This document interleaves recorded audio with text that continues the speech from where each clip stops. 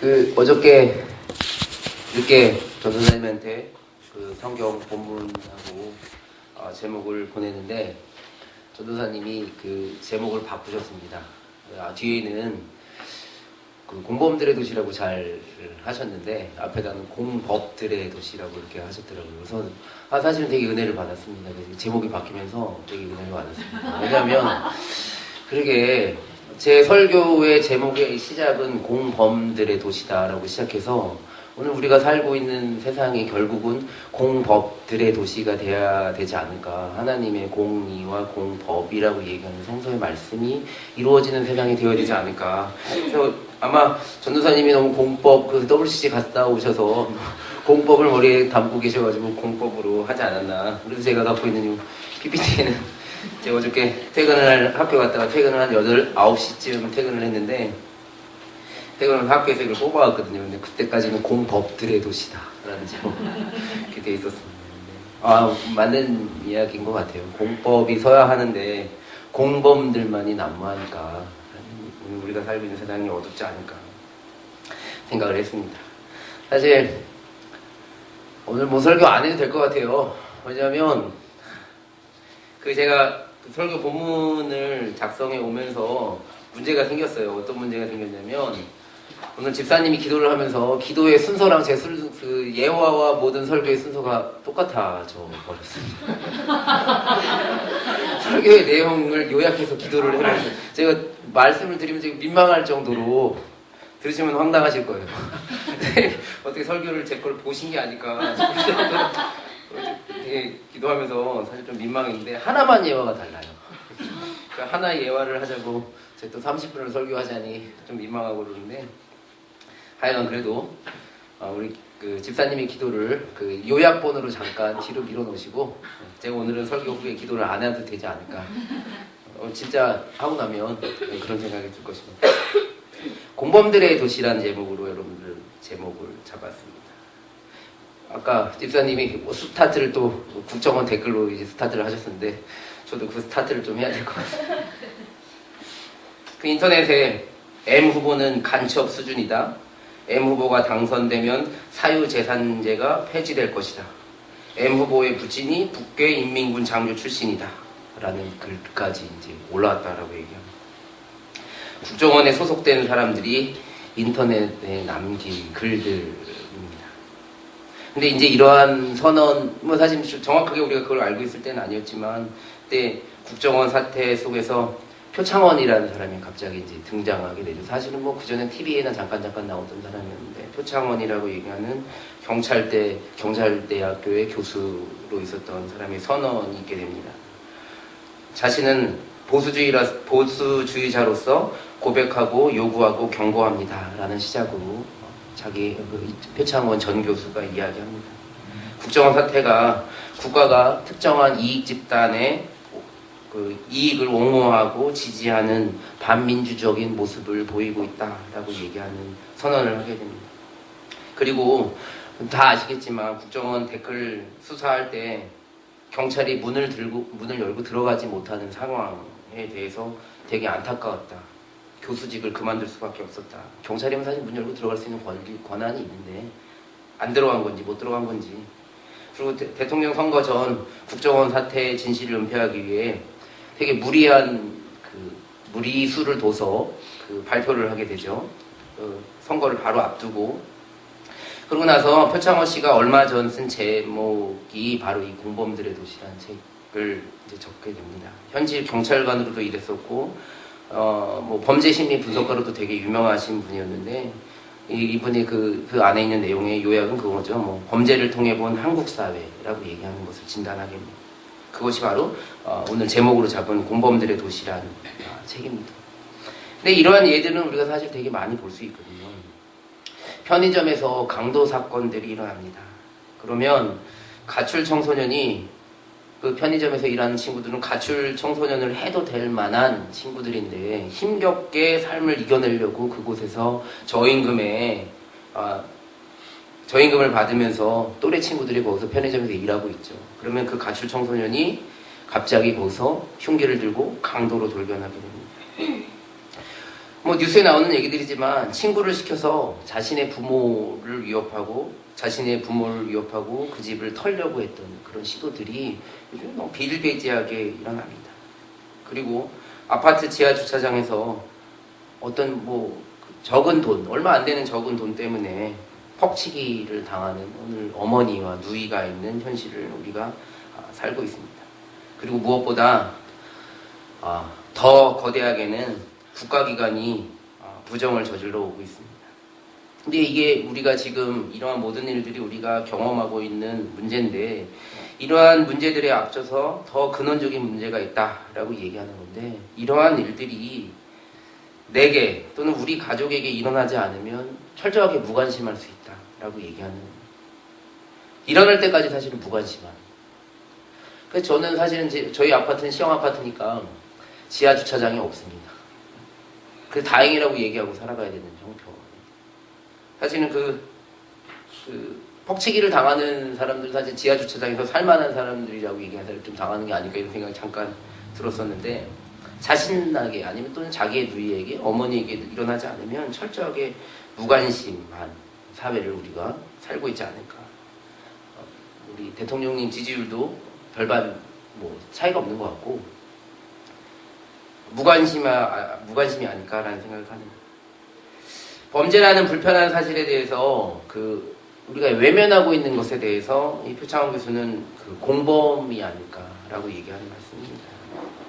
도대체 도움이 필요한 일들에 대해서 침묵하는 사람들이 우리들이 진짜 공범이고, 그리고 이 표창원 교수는 이런 것을 보면서 공범들의 도시다라는 제목으로 책을 쓰게 됩니다. 우리 하연이가 되게 외우듯이 읽는 책이 몇 가지가 있는데, 올리버 트위스터라고 얘기하는 책을 우리 하연이가 거의 외우듯이 그냥 보고 있습니다. 근데 찰스 디킨스라고 이야기하는 사람이 쓴, 우리 아이들에게 되게 알려진 책인데, 사실은 그 책의 내용을 보면 아이들이 볼 책은 아니거든요. 근데 19세기 영국의 뒷골목에서 일어나는 올리버 트위스터라고 얘기하는 고아 소년이 경험하는 영국 사회의 불평등에 대한 이야기입니다. 그 내용은 1834년에 빈민법이라고 이야기하는 법이 이제 영국에서 만들어지게 됩니다. Poor Law Act라고 얘기하는 빈민법이라는 법이 나오게 되는데, 그 법에 대한 해악을 얘기하고 있는 겁니다. 그 시대적 배경을 보면 1830년대 영국의 런던에 빈민들이 되게 넘쳐나게 됩니다. 그 빈민들이 넘쳐나게 되는 이유가 해외로부터 값싼 농산물이 대량으로 수입되고, 농업은 경쟁력을 상실하게 되고, 그래서 농촌은 피폐하게 되고, 때문에 농업 인구가 대규모로 도시로 유입되고, 그 대규모로 유입된 도시로 유입된 그 농업 인구들은 대다수가 빈민으로 전락하게 됩니다. 또한 그 당시에 영국의 산업혁명이 일어나게 되고 인구가 폭발적으로 증가했는데, 역시도 그 이유가 빈민들의 수가 급격히 늘어나는 이유가 됩니다. 그 빈민들은 도시에서 실업과 살인적인 저임금, 어린이 노동이라고 얘기하는 일들로 어려운 일들, 그리고 사실은 실업자와 빈민들의 증가가 필연적으로 사회의 불안을 가져오게 됩니다. 그때 영국의 지배층과 정부는 이 사람들을 뭐라고 생각하냐면 잉여인간이라는 개념을 사용하게 됩니다. 나머지 인간이라고 생각하는 거죠. 빈민들이, 그래서 지배층이나 정부는 빈민들을 경계와 제거의 대상으로 생각하게 되고 보게 됩니다. 그래서 사람들이 생각하는데 어떻게 생각하냐면, 그 당시에 빈민들이 당하는 불평등과 비참한 생활에 대해서 신이 인구 증가를 억제하기 위한 섭리다라고 이야기하기까지 됩니다. 종교가 그들의 비참한 생활이 신의 섭리다라고 선언을 하게 됩니다. 그리고 빈민을 구제하는 것은 사회적, 경제적, 도덕적 진보라고 얘기하는 것을 방해하는 것이다 라고 얘기하는 것이 통념이 됩니다. 가난한 사람들이 억압을 받고 비참한 생활을 하는 것은 하나님의 뜻이고, 이들을 보호하는 것은 도덕적 진보, 사회적 진보를 방해하는 것이다 라고 얘기하는 것을 일반 사람들이라고 얘기하는 사람들이 갖게 되는 사회적 통념이 되겠네요. 그래서 되게 재밌는 일들이 일어나는데, 가난이라고 얘기하는, 가난한 사람들이라고 이야기하는 사람들을 동정이 아니라 형벌로 다스려야 된다라고 이야기하는 일들까지 나옵니다.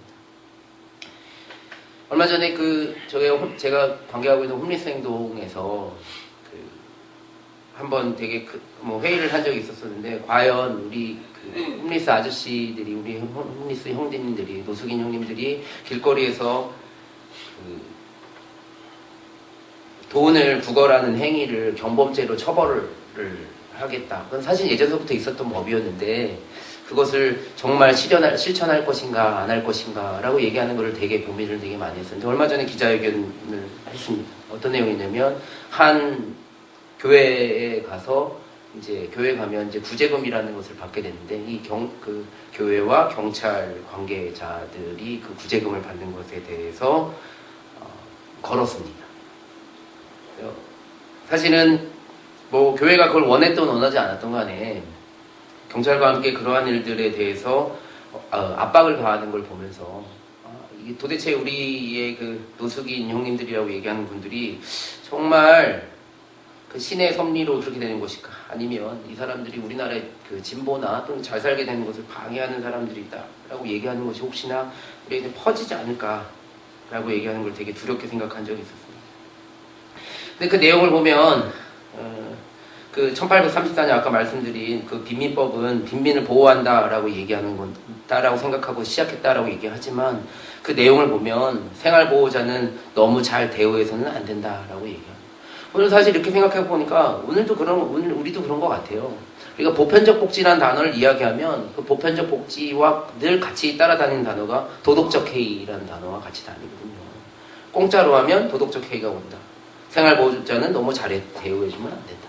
왜냐하면 게을러지니까. 이게 1834년에 영국에서 있었던 일인데 오늘날도 여전히. 그래서 디킨스가 올리버 트위스터라고 얘기하는 애들이 보는 동화 같은 장편 소설은 사실은 이 빈민법이라고 얘기하는 것에 대한 정면 대결이고, 사실 그거에 대한 비판에 대한 그림입니다. 근데 그 당시에 그럴 수밖에 없는 여러 가지 철학적인 배경이 있죠. 벤담과 밀이라고 얘기하는 사람들, 우리 예전에 사회 시간에 배웠던 사람들인데, 공리주의자들이라고 얘기하는 사람들이 최대 다수의 최대 행복이라고 얘기하는 거. 최대 다수가 행복할 수 있다면 그 소라고 이야기하는 작은 사람들은 희생될 수 있다라고 얘기하는. 그래서 사실 오늘날 이 공리주의라고, 사실은 공리주의가 안 퍼질 수는 없을 것 같기는 해요. 현실적인 결단을 해야 될 때는 사실 공리주의적 결단이 많이 51명이 살려면 49명을 죽여야 된다라고 얘기하는 게 사실 어떠한 정치적 결단이나 이럴 때는 있을 수 있겠죠. 그런데 눈에 보이는 불편한 것들을 치워버리는 것이 경제적이다, 유용하다라고 이야기하는 사고방식들이 되게 우리를 좀 불편하게 하지 않을까라고 얘기하는 것 같습니다. 그래서 오늘 우리나라 인구의 한 10분의 1 정도 가난한 사람들이라든지 노숙인이라든지 이런 사람들을 감옥에 가두고 눈에 보이지 않게 하면 일반 평범한 사람들이라고 얘기하는 사람들이 불편하지 않으니까, 그리고 그 사람들 눈에 안 보이면 내 주머니에 자꾸 집어넣어서 지갑에 1,000원짜리인지 10,000원짜리인지 5,000원짜리를 이렇게 만지작거려야 되는 그 불편한 일들을 안 놓이게 하려면 그를 돌아다니게 하지 않으면 된다라고 얘기하는 이러한 사고방식이 1834년에 있었던 사고방식인데 여전히 오늘 우리에게도 있다라고 얘기하는 말씀입니다. 그런데 이 공리주의자들에 대한 비판이 사실은 되게 많이 있거든요. 오늘날 되게 많은 비판이 있는데, 그 비판 중에 하나가 과연 그 공리주의적 사고방식이 사회에 통념이 되었을 때 사람들이 어떠한 생각을 가지게 될까라고 얘기하는 거에 대해서 별로 진지하게 생각하지 않았다는 거죠. 사실은 그 서구에서 동물들에 대한 학대를 거부할 때, 사실 저는 동물을 그렇게 딱히 좋아하진 않지만 그래도 동물들에 대한 학대를 거부할 때 사람들이 사람들 먹고 살기도 힘든데 동물들을 어떻게 보호하냐라고 얘기할 때 할 말이 있습니다. 사실 그린피스라든지 이런 얘기, 환경운동하고 이런 사람들한테도 하듯이 말씀드리긴 하겠지만, 과연 사회가 오늘 우리가 지켜야 될 가치라고 얘기하는 것들에 대해서 함부로 한다면, 그러니까 이렇게 얘기하는 거죠. 동물들을 함부로 할 수 없는 사회는 인간들은 더더욱이나 함부로 할 수 없고, 그렇게 된다면 인간들의 가치가 좀 더 나아지지 않을까라고 얘기하는 말씀입니다. 도대체 그 최대 다수의 최대 행복이라는 사회적 통념이 가져오게 될 그 결과라고 얘기하는 것들에 대해서 별로 생각하지 않았다라고 얘기하는 말씀입니다. 그래서 오늘날 그 소수는 함부로 대해도 된다라고 얘기하는 게 어느 날 이렇게 갑자기 이게 퍼지지 않으니까라고 얘기하고, 그런 게 통념이 되고 그래서 그러한 사회적 통념들로 인해서 오늘날 우리가 가지고 있는 사회적 폭력성 이런 것들이 이렇게 일어나게 되는 것이 아닐까. 그래서 사실 오늘 실제로 우리가 경험하고 있는 행복이란 단어들은 정말 행복일까 아니면 그냥 저기 불편한 것들 다 눈 감아버리고 그냥 눈가림의 행복 정도? 이 정도가 아닐까라고 얘기하는 거죠. 과연 그런 통념들이 가져올 인간에 대한 가치의 의미 이런 것들에 대해서 별로 생각하지 않고 오늘날 유용성과 경제적 효용성만 생각하는 것이 정말 효용할까? 정말 유용할까? 라고 얘기하는 것들에 대해서 물어봐야 된다는 말씀입니다. 오늘 성서의 말씀으로 들어가 보도록 하겠습니다. 성서에 보면 오늘날 예수의 어머니와 형제들이 저 앞부분에 나오는 말씀인데 예수의 어머니와 형제들이 예수가 미쳤다라는 소식을 듣게 됩니다. 그리고 나서 나오는 이야기인데 예수가 미쳤다라는 얘기를 듣고 예수의 어머니와 형제들이 예수를 만나러 가는 장면입니다.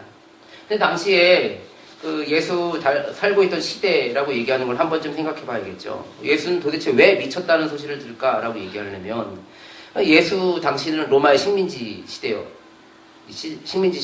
그래서 로마 제국에 의해서 정치적인 억압을 받던 시대였습니다. 오늘 우리가 팍스 로마나 사용하고 오늘날은 뭐 팍스 아메리카나 이런 말을 쓰긴 하지만 팍스 로마나의 시대, 정치적인 억압을 받던 시대였습니다. 사실 예수님이 돌아가실 때 예수님의 십자가에 달린 뭐 제목들 그렇지만 자칭 유다의 왕이라고 쓰여있는 그런 것도 보였지만 예수님은 로마 제국의 정치적 억압에 대해서 철저하게 거부한 사람이었습니다. 이 세상을 다스릴 수 있는 분은 오로지 한 분밖에 없다라고 얘기하고 선하신 분이 한 분밖에 없다. 다스릴 수 있는 분은 한 분밖에 없다라고 얘기하는 하나님 중심적인 어떤 그런 분이셨습니다. 그리고 또 하나 그 당시에는 식민지 착취라고 얘기해요. 로마 제국에 의한 식민지 착취가 엄청난 때였습니다. 모든 길은 로마로 통한다라고 이야기하는 것을 우리가 낭만적으로 되게 얘기하고 도로가 발전했구나 뭐 이렇게 생각하고 아마 모든 길은 로마로 통한다라고 얘기하는 것을 인터넷에 한번 쳐보면 그 로마가 대규모로 건설한 그 수로를 우리에게 보여줄 것입니다. 그래서 뭐 아래는 수로, 위에는 뭐 마차가 다닐 수 있는 길 이런 것들을 보여주는데 사실 모든 길은 로마로 통한다라고 얘기하는 건 로마에 살고 있던 귀족들이나 이런 사람들을 먹여 살리기 위해 식민지 공물들이 나아가는 그 길이 바로 모든 길은 로마로 통한다는 그 길이었고 또 하나 식민지에서 그러한 것들에 거부한다라고 얘기했을 때는 그 길로 반대로 군대를 보내서 그 식민지를 다시 한번 복역할 수 있는 그런 일들이 이루어지는 길이 바로 모든 길은 로마로 통한다라고 얘기하는 그 길들의 내면의 이야기입니다. 게다가 문제는 종교적 타락이라고 얘기하는 거죠. 하나님이라고 그 당시에도 하나님만이 우리의 인생의 주인이고 하나님만이 우리의 모든 문제를 해결할 수 있다. 그 하나님께 기대해야 된다. 아니, 그보다 더 본질적으로 아니면 좀 더 약한 모습일지 모르지만 그러한 정치적, 경제적 억압 속에서 찾을 수 있는 유일한 희망이라고 얘기할 수 있는 하나님, 종교마저조차도 그 당시에 하나님께 다가갈 수 있는 방법을 제한하던 그 종교적 타락이라고 얘기하는 것이 있었죠. 예수님이 성전에 가서 늘 뒤엎고 이 독사의 자식들아 라고 얘기하는 부분들이 바로 하나님을 만날 수 없게 식민지 로마 제국과 타협한 그 자신의 편리함과 이익을 추구하는 종교 지도자들에 대한 거부였죠. 이럴 때 이러한 상황 속에서 예수님이 임무를 부여받게 됩니다. 그 임무는 뭐냐면 누가복음 4장 18절 제가 개인적으로 되게 좋아하는 말씀인데 잡힌 자들이 풀려나는 세상이 되어야 된다고 예수가 이야기합니다. 그리고 세상과 인생 진정한 행복을 잘못 보고 있는 눈먼 사람들에게 눈을 떠야 된다. 그런 눈 뜨는 세상이 되어야 된다. 정말 그 당시에 어떻게든지 그냥 눈가림의 행복들을 추구하는 이러한 사람들에서 진정으로 하나님을 바라봐야 되고 이웃을 바라봐야 된다라고 얘기하는 눈을 뜨고 있지만 눈을 멀고 있는 그 사람들에게 눈을 떠야 된다라고 얘기하고 억압받는 사람들이 자유로운 세상이 되어야 된다. 주님의 은혜로운 이러한 해가 주님의 은혜로운 때가 우리에게 임해야 된다. 나는 그것을 위해 기름 부음 받았고 보냄을 받았다라고 예수가 선언을 하게 됩니다. 사실은 그리고 예수는 이러한 삶을 위해서 목숨을 걸고 이러한 삶보다 더 큰 사랑은 없다라고 믿고 살았습니다. 예수님의 별명이 있죠. 가난한 사람들의 친구, 죄인들의 친구, 버림받은 여자들의 친구, 그리고 오늘 예수님의 그 어머니와 형제들이 드는 것처럼 미친 사람. 되었죠. 하나님의 사랑과 하나님의 뜻이 펼쳐지는 새로운 세상을 꿈꾸면 미친 사람. 오늘 여기 다 미친 사람. 하나님의 뜻을 이 땅의 실천에 실현된다라고 생각하는 사람들은 다 미친 사람들이라고 얘기합니다. 그냥 적절한 사람들 아니라 그것이 이루어진다라고 얘기합니다. 오늘날 살고 있는 사람들이 중요하다고 생각하는 가치가 무엇일까라고 생각해 보니까 여전히 자신들의 가족 아니면 또는 자기의 편리라고 얘기하는 것을 한 걸음도 벗어나지 못하는 것 같습니다. 저도 사실은 그런 부분에 있어서는 어려운 부분이기도 합니다. 늘 깨어서 기도하거나 깨어서 생각하지 않으면 정말 물러설 수밖에 없는 이유들을 몇백 가지, 몇천 가지를 만들어내면서 가족들, 나 아니면 내 주변에 있는 것들 이렇게 얘기하게 됩니다. 그런데 오늘 예수님께서 뭐라고 말씀하시냐면 하나님의 말씀을 듣고 행하는 이 사람들이 나의 어머니요 나의 형제들이다 라고 이야기를 합니다. 오늘 우리의 이웃이 누굴까? 바로 하나님의 말씀을 듣고 행하는 사람들. 때때로는 가난한 사람들의 친구, 죄인들의 친구, 버림받은 여자들의 친구, 미친 사람이라고 얘기하는 그 하나님의 뜻을 행하는 사람들이 우리의 가족이다 라고 얘기합니다. 그 공범들의 도시의 대답을 보면 이 사람들의 특징이 다른 사람들의 애정을 받아본 경험이 되게 부족했던 사람들이라고 얘기합니다. 그래서 조금만 관심을 보이고 조금만 마음을 열었다면 그러한 연쇄살인범이 안 일어날 수도 있었다라고 얘기합니다. 그러니까 우리 가족, 우리 나라고 얘기하는 것만 좀만 벗어났으면 아니면 좀 보편적 복지라고 얘기한 단어 그리고 아니면 저도 학교에 있지만 따뜻한 말 한마디라고 얘기하는 거가 있었다면 좀 달라질 수 있는 이들의 특징이 뭐냐면 불행한 유년기를 보냈다라고 그러더라고요. 정대영이라는 사람 잘 아실 거예요. 1999년부터 강도를 했으며 17명을 죽거나 다치게 한 사람입니다. 주로 부유층을 대상으로 해서 강도 짓을 하고 17명을 죽거나 다치거나 했는데 그 정대영 씨가 어린 시절에 고아원에 2번이나 버려졌다라고 얘기해요. 그의 꿈은 근데 사실은 그게 이제 잡히고 나서 물어보니까 그의 꿈이 평범한 사람들처럼 가정을 꾸리는 게 자기 꿈이었다고 얘기해요. 근데 그 사람이 잡혔을 때 그 사람의 통장에 얼마가 들어있었냐면 1억 3천만 원이 들어있어요. 1억 3천만 원이 들어서 그 강도질 하는 거를 모아서 그 평범한 가정이라고 얘기하는 걸 꾸미려고 했던. 근데 그 사람이 뭐라고 얘기하냐면 여러분들 다 기억하실 거예요. 정두영 씨가 한 말 중에 되게 유명한 말이 있죠. 내 속에 악마가 있다 라고 얘기하는 말로 되게 유명했던 사람입니다. 근데 질문하는 것은 그가 2번이나 버려졌는데 그가 버려지지 않았다면 오늘 우리가 그들이 버려지기 전에 우리 사회가 그들을 보호할 수 있는 시스템이 있다면 어떻게 되었을까라고 이제 한번 좀 가정을 한번 해보는 거죠.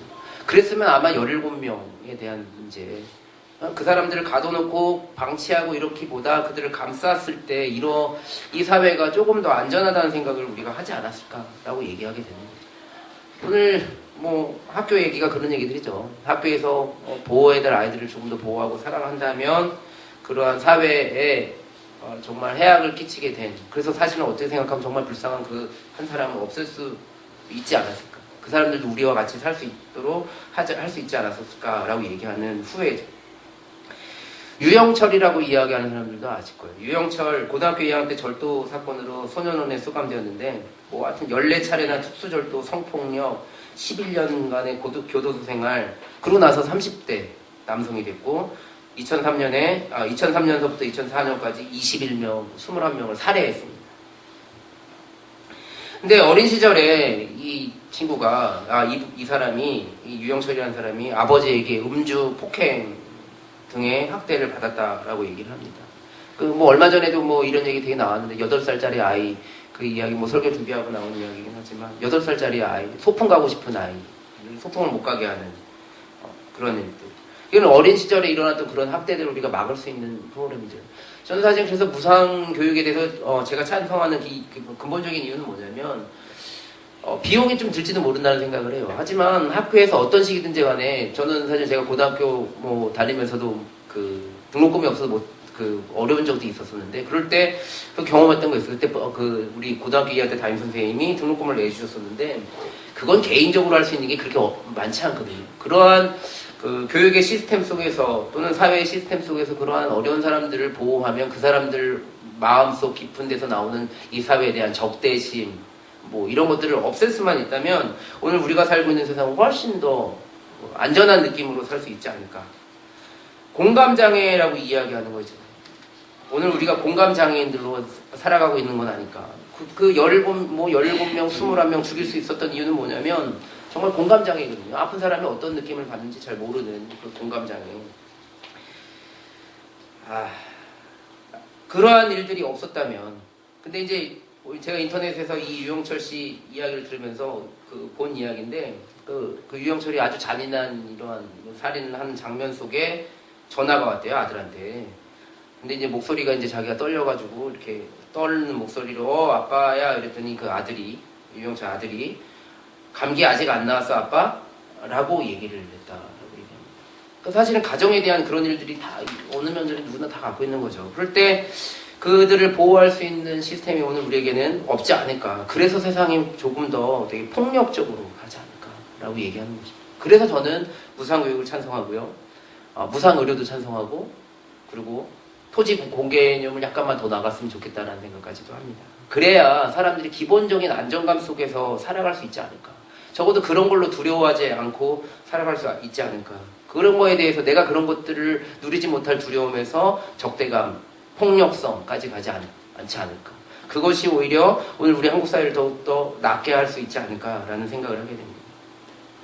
제가 얼마 전에 은밀하게 위대하게라고 이야기하는 영화를 봤습니다. 근데 사실은 우리 학교에서는 제가 이걸 편집을 해서 영화를 보여줬었는데, 그 가족이라고 이야기한 단어 있잖아요. 오늘날 우리 한국 사회에서는 이 가족이란 단어가 엄청난 신화를 갖고 있는데, 이 가족이란 단어가 사회복지제도이기도 하고, 가족이란 제도가 다 무너지면 다 끝날 것처럼 이렇게 생각하는, 그래서 사실 가족이라고 얘기하는 것들이 매여 있는 이런 분들이 많은데, 모습이 많은데, 사실 저는 그걸 신화라고 보거든요. 왜냐하면 제 바람이 두 가지가 있는데, 하나는 1년에 똑같은 결혼식장은 2번 가지 말자라고 얘기합니다. 너무 많이 따라다니니까 여기 언제 왔었던데 라고 얘기하는 데를 또 가게 되고요. 또 하나는 똑같은 장례식장 1년에 2번 안 갔으면 좋겠다라고 얘기하는 거죠. 내비를 찍고 다니니까 어딘지 잘 모르고 다니잖아요. 그래서 뭐 이렇게 찍고 가는데 가보면 갔던 장례식장이죠. 충주 제일 장례식장은 2번 가고 싶지 않습니다. 거기가 어딘데, 충주에 제천 제일 장례식장. 거기가 어딘데, 거기서 한 3시간씩 2시간 반 이렇게 걸리는 데를 똑같은 데 가는 건 아닌 것 같다라는 생각을 하는데, 가서 느끼는 건 장례식장 가면 늘 느끼는 거예요. 오늘 우리가 가족이라는 단어가 얼마나 신화인지를 경험하게 됩니다. 물론 이제 가족들끼리 모여있는 장면에서는 그 신화가 보이지 않는데, 거기 이제 좀 친한 사람들끼리 모여가지고 약간 먼 친척들이 모여가지고 하는 얘기를 들어보면 이거 완전 신화입니다. 이 가족이 날 지켜주고, 가족이 오늘 우리 사회를 나의 불안함을 해소시켜 줄 것이다 라고 얘기한 건 다 거짓말이었습니다. 큰형과 작은형이 싸우고 있고요. 그리고 그 재산 포기각서 때문에 문제가 되는 곳이 그곳입니다. 그 형제들끼리는 거기서 그냥 다 잘 지내고 아이고 하고 있지만, 그 뒤에 5촌 형제들까지만 벗어나면 그 뒤 히든 스토리를 다 우리에게 얘기해 줍니다. 과연 가족이란 신화, 그것이 신화라고 얘기하는 이유를 아시겠죠? 그것은 진리가 아니라 그러한 이야기다라고 얘기하는 거죠. 은밀하게 위대하게라고 얘기하는 장면에 제가 감동받은 장면은 어떤 거였냐면, 이 동구가 그 주인공, 동구라는 게 북한에서 내려온 스파 간첩인데, 이 간첩이 바보로 살아가야 되는 동네 슈퍼마켓에서 바보로 살아가야 되는 이 동구라고 얘기하는 주인공. 그래서 이 동구는 그 안에서 늘 언제 북에서부터 지령을 받아서 그 일들을 할까 기다리지만 늘 바보같이 일주일에 2번을 계단에서 굴러야 되는 바보로 살아가는 이 동구. 그런데 이제 그러한 동구가 일주일에 2번씩 계단에서 구르면서 앞구르기를 하면서 그 슈퍼집 아들이 되어갑니다. 그래서 이 맨 마지막 장면에 보면 이 통장을 이제 슈퍼집 아주머니가 그 동구를 위해 몰래 모아놓은 이 돈에 대한 이런 것들이 나오는데, 첫 장을 넘기면 그 동구 월급이라고 얘기가 나오고, 그 2번째 장을 넘기면 우리 동구 월급이라는 단어가 나오고, 그 한 장을 더 넘기면 우리 둘째 아들이라고 얘기하고, 한 장을 더 넘기면 아들 장가 미천이라고 얘기를 하게 됩니다. 그러니까 사실 오늘 우리가 혈연의 가족이라고 얘기하는 것 중요합니다. 왜냐하면 하나님께서 우리에게 가족을 허락하여 주셨다고 얘기하는 것은 원천적으로 1차적으로 우리가 헌신적이고 희생적인 사랑을 경험할 수 있는 곳 아니면 실천할 수 있는 곳이 어딜까라고 얘기하면 가족 맞습니다. 그게 틀리지 않습니다. 하지만 오늘날 우리가 그리스도인이라고 얘기하는 사람들 또는 예수님을 따른다라고 얘기하는 사람들은 그것을 어떻게 넘어갈 것인가에 대해서 끊임없이 고민해야 된다라고 얘기하는 말씀입니다. 우리 형제 자매라고 이야기하는 사람들이 누굴까? 우리 주변에서 바로 함께 숨쉬고 살아가는 사람들, 그 사람들이 바로 우리의 형제 자매가 아닐까라고 얘기하는 것이고 예수님은 그들과 함께 공감하며 그들을 형제 자매다라고 얘기했습니다. 여러분들 나중에 제가 이번에 그 불국사 답사를 3박 4일 동안 여름에 갔다 왔었는데 그 불국사에 가면 그 되게 유명한 다리가 있죠. 연화 칠보교라고 얘기하는 단어가 있습니다. 그 다리가 이제 이렇게 연화교, 칠보교 이렇게 다리가 두 개가 있는데 그 다리에 계단을 세본 사람은 별로 없으시죠? 그 되게 계단 되게 중요하다고 33개의 계단이 있습니다. 33개의 계단의 맨 꼭대기 올라가면 그걸 도리천이라고 얘기하는데 도리가 산스크리트어로 33이라는 뜻이고요. 천이 하늘천자 씁니다. 33개의 천, 33번째 하늘이다라고 얘기하는 것인데 거기가 인드라, 그러니까 뭐 힌두교에서는 인드라라고 얘기하고 불교에서는 그 인드라라고 얘기하는 신을 제석천이라고 번역을 하는데 그러니까 이 제석천의 하늘이라고 얘기하는 도리천, 그 33천 하늘 궁전이 있는데 하늘 궁전에 제가 언젠가도 한번 그냥 지나가는 말씀으로 말씀드렸을 텐데 인드라망이라고 얘기하는 단어가 있어요. 불교에서는 되게 환경운동하는 사람들은 다 인드라망이라는 단어를 잘 사용하는데 인드라망이라는 단어가 있습니다. 근데 인드라망이라는 게 제석천의 하늘의 그물인 인드라 네트워크라고 얘기하는 인드라망인데 거기에는 구슬이 하나씩 인드라망에 이게 구슬이 하나씩 걸려 있습니다. 그런데 이 구슬 하나하나가 되게 영롱하게 빛나는 구슬입니다. 그런데 그 구슬이 정말 예쁜 이유는 뭐냐면 구슬은 제각기 자기의 색깔을 가지고 있는데 너무나 투명한 제각기 각자의 그 색깔을 가지고 있는데 옆에 있는 구슬, 위에 있는 구슬, 아래에 있는 구슬, 옆에 있는 구슬, 뭐 오른쪽에 있는 구슬, 왼쪽에 있는 구슬, 앞에 있는 구슬, 뒤에 있는 구슬 모두가 자기 색깔을 투명하게 갖고 있으면서 다른 구슬을 향해 그 빛을 투영하고 있기 때문에 자기 빛만으로도 되게 예쁜 그 구슬이 다른 여러 가지 구슬의 또 다른 그 빛들에 의해서 또 다른 빛들에 의해서 정말 아름답게 빛난다라고 얘기하는. 그래서 이제 불교에서는 이 인드라망이라는 것을 환경운동 얘기할 때 되게 많이 하는 게 오늘 우리가 살고 있는 것은 이렇게 다 하나하나 네트워크처럼 연결되어 있으니 하나도 함부로 하면 안 된다라고 얘기하는 건데 오늘 우리가 이거를 좀 더 우리 이웃이란 단어로 가져온다면 오늘 우리가 살고 있는 사람들 하나하나가 그렇게 네트워크로 연결되어 있다면 우리가 유영철과 이런 사람들이 나랑 관계없다라고 생각하는 것이 아니라 그들이 나와 관계 있는 사람들이다. 그리고 저기 지금 편의점에서 일하고 있는 사람들이 나의 친구다? 아니면 좀 노숙인들이 우리의 형제다라고 얘기하는 생각은 조금만 형제자매라고 얘기하는 것을 벌려놓는다면 어떨까라고 이야기하는 말씀입니다. 그러면 아마 내 가족을 편안하게 하기 위해 다른 사람들을 힘들게 하는 오늘날의 이 제로섬 게임 몇 개 되지 않는 것들을 자기들이 갖기 위해 누가 1승하면 1패해야 되는 이런 제로섬 게임 속에서 이들과 같이 나눌 수 있는 그런 세상이 된다면 훨씬 더 낫지 않을까. 저는 좋은 만남 교회 좋아합니다. 좋은 만남 교회 되게 좋아하는 이유 중에 하나가 이러한 생각을 나눌 수 있어서 좋고요. 이러한 생각을 공유하고 여러분들 자신의 현장 속에서 이런 것들을 펼치기 위해서 애쓰는 사람들이 있기 때문에 좋습니다. 그리고 사실 그러한 사람들이 다시 일주일에 한 번씩 모여서 그러한 삶을 다시 나누고 이야기할 수 있고 그러면 내가 가지고 있는 저는 학교에 있지만 제가 가지고 있는 그 하나님께서 주신 그 탤런트가 여러분들의 그 구슬의 빛으로 라고 얘기하면서 또 깨닫고 또 영롱해지고 이러한 일들이 오늘 우리 삶 속에 가득하다면 얼마나 좋을까 라고 생각하면서 오늘 예수님께서 말씀하십니다. 하나님의 말씀을 듣고 행하는 사람들이 나의 어머니요 나의 형제들이다 라고 얘기합니다.